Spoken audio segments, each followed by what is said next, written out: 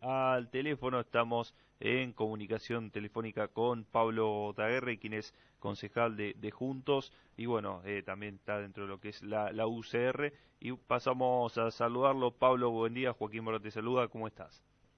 Hola Joaquín, ¿cómo estás? Muy buen día, un gusto saludarte. Gracias por atendernos y bueno, ya consultarte por este pedido de informe que has realizado en el Consejo Deliberante para pedir explicaciones a la Secretaría de Energía de la Nación, bueno, con respecto al buque regasificador que estaba aquí en nuestra ciudad.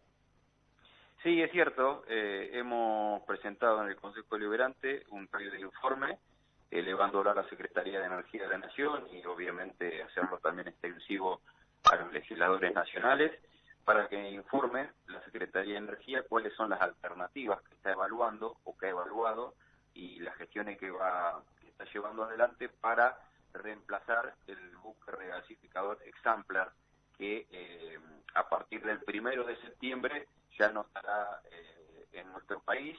Esto había llegado hace prácticamente 3 meses para cubrir lo que es la demanda de gas y garantizar de esa forma el abastecimiento en hogares y en industrias.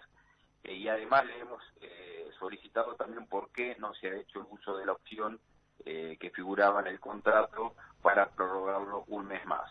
El contrato finalizaba el 31 de agosto, tenía una opción de prórroga de un mes más, es decir, todo septiembre, no se ha hecho uso de esa opción.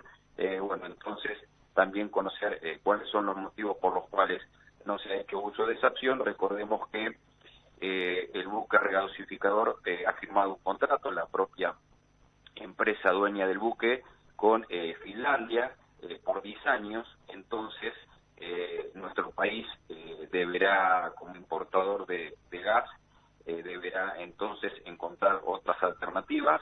Se conocía públicamente que uno de los motivos por los cuales no se hacía uso de esa opción y que iba a finalizar el 31 de agosto tenía que ver con el comienzo el gasoducto, o no comienzo de la obra, sino ya el comienzo de operar el gasoducto Néstor Kirchner, pero bueno, todavía está en veremos esa situación, con lo cual es necesario contar todavía con el gas natural licuado, GNL, y que en definitiva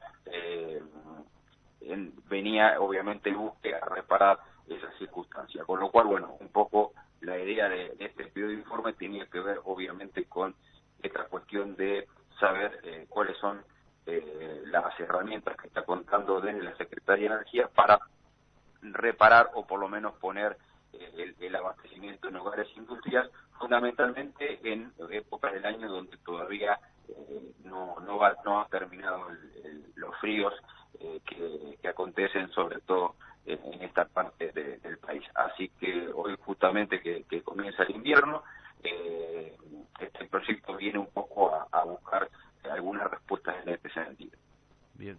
Pablo, bueno, consultarte también que si ante esta situación hay temores de que puedan surgir faltantes, ya sea tanto para las familias como para la industria. Sí, fundamentalmente siempre las industrias son las primeras en sufrir esta situación, sobre todo bueno en un país en donde no nos sobra nada justamente para mermar alguna producción y creemos que años anteriores en mismas circunstancias el buque regasificador estaba más tiempo, ahora ya a fin de agosto se va a ir por este contrato que te decía a partir de los diseños que ha firmado con Finlandia, sobre todo teniendo en cuenta que si bien Argentina tiene Vaca Muerta, que es considerada la segunda reserva mundial de gas, la cuarta del petróleo no convencional, pero para concretar ese potencial todavía exige construir una infraestructura acorde, lo que implica varios miles de millones de dólares que hoy nuestro país no está contando con eso. Se necesitan créditos internacionales para poder concretar esos grandes proyectos de inversión. Hoy Argentina está lejos todavía de poder que ese sueño de Vaca Muerta sea realidad. Recordemos que el déficit energético por importación de gas natural licuado es de 2.000 900 millones de dólares hoy por hoy en nuestro país, y también es cierto que producto del conflicto bélico que hay hoy en el mundo y esta agresión rusa sobre Ucrania ha cambiado la geopolítica mundial de la energía, particularmente del gas. Los países importadores de gas han tenido que salir a buscar contratos de abastecimiento. Finlandia es un claro ejemplo de esa situación, es un país vecino de Rusia que se abastece del gas ruso, y así todo ha buscado una alternativa importadora como tiene que ver con este buque. Bueno, Argentina va a tener que encontrar caminos alternativos a esa situación, porque todavía somos importadores de gas, y bueno, un poco, como te decía anteriormente, este proyecto buscaba encontrar alguna respuesta por parte de la Secretaría de Energía.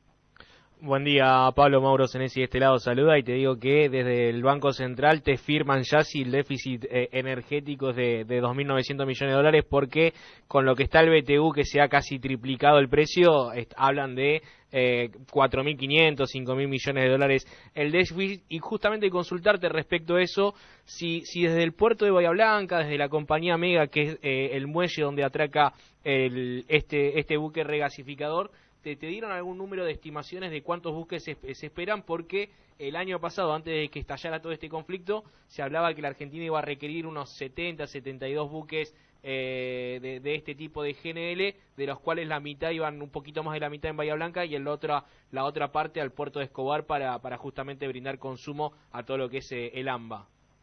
Sí, en realidad los números son esos que tenemos. Recordemos que el buque de Escobar está permanentemente en nuestro país, sí, y este es el que va mutando en función, obviamente, a las cuestiones estivales de nuestro país, que es cierto que durante meses de diciembre, de enero, de febrero, es mucho más el costo que la operatividad que tiene, pero bueno, aquí, en definitiva, era no solamente, bueno, hacer uso de esa opción de un mes más, porque todavía la demanda de gas en esos meses se requiere. Pero bueno, los números que teníamos nosotros por lo menos eran ese. Otra información no tenemos, por ahí, más allá de este pedido de informe, por ahí, bueno, desde la Secretaría de Energía se conocen algunas otras alternativas que creemos que son conducentes, sobre todo teniendo en cuenta la demanda que se va teniendo de gas en industrias y en hogares, y sobre todo en el día a día. Todos conocemos que la fuerza del gas que llega a nuestros hogares son menores a otros años. Hay muchos reclamos en este sentido de los propios hogares, con lo cual, bueno, la situación es compleja, es crítica, y estos números de déficit energético eran los que se estaban estimados, por lo menos en lo que tenía que ver con el presupuesto que después, por cuestiones de voluntad o de consenso, no se aprobó, pero era lo que figuraba dentro de las estimaciones del presupuesto nacional. Claro, o sea, estamos hablando del presupuesto no se aprobó allá por diciembre de 2021, lejos de toda previsión de lo que sucedió después el 24 de febrero en Ucrania. Y Pablo, consultarte respecto a seguir con el tema energético, ¿tienen algún tipo de información a lo que cómo está la situación del abastecimiento de gasoil, especialmente aquí en Bahía Blanca? Sabemos que en la región, ya alejándose por la ruta y todo lo que tiene que ver con las estaciones de servicios ruteras más vinculada al movimiento de los camiones de carga, están en momentos complicados. Pero ¿cómo está acá la situación en Bahía? Sí, afortunadamente en Bahía la situación no es alarmante, es crítica, en sintonía a lo que señalás, que muchas estaciones de servicio que están cerca de la ciudad de Bahía Blanca trabajan con cupos, y eso hace que comience a resentirse o a tensionarse la situación llegando a la ciudad de Bahía Blanca. Pero concretamente en las estaciones de servicios del centro de la ciudad, la situación es normal.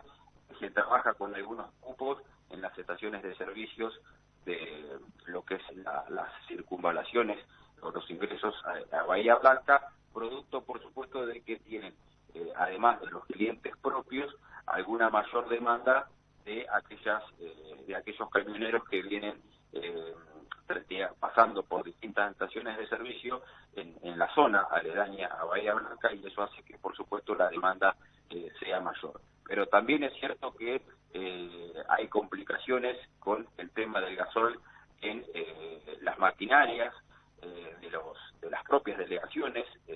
Alguna situación se ha visto complicada, por lo menos la semana pasada.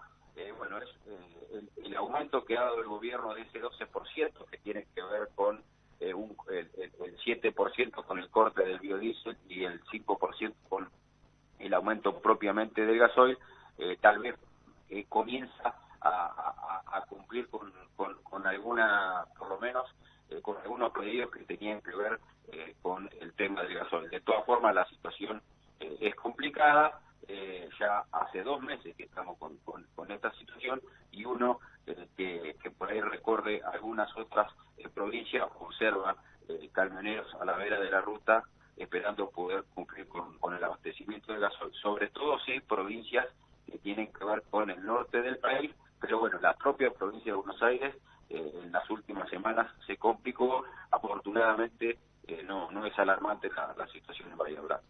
Y Pablo, ya te hago una última, sé que estás con una agenda ocupada y te agradecemos por eso el tiempo y la deferencia para con L3. Consultarte porque ha habido en la Unión Cívica Radical renovación de autoridades, estás como vicepresidente justamente de un partido histórico como la UCR, y consultarte, han dicho que en Bahía Blanca quieren que haya un candidato único, pero entendiendo que a nivel nacional el radicalismo hoy tiene una oferta interesante de candidatos y hay distintas líneas que también ese mandato bajan hacia las estructuras más locales. ¿Consultás que eso es posible o crees que es necesario para que en Bahía Blanca haya un candidato radical de unidad? Tiene que haber un alineamiento a nivel nacional que justamente lleve un candidato presidente o gobernador para que se cumpla ese deseo acá en Bahía Blanca, o crees que se va a priorizar lo que suceda en las superestructuras nacionales y de allí tomar cartas y acciones aquí en un terreno más local, más llano? Sí, en realidad, como bien decís, hace un par de semanas he asumido como vicepresidente del comité de Bahía Blanca. Esto tiene que ver con una renuncia que hubo de quien era vicepresidente del Comité Radical de Bahía Blanca, y producto de cómo fue el ordenamiento en su momento a través de las distintas listas que hubo en la interna.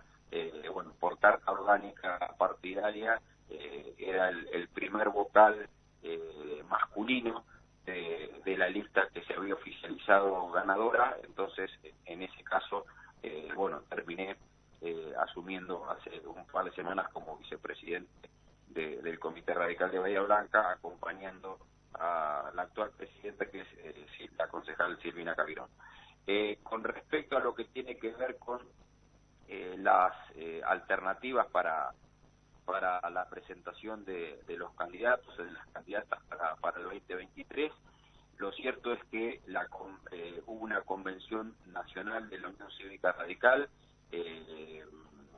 hace un par de semanas atrás.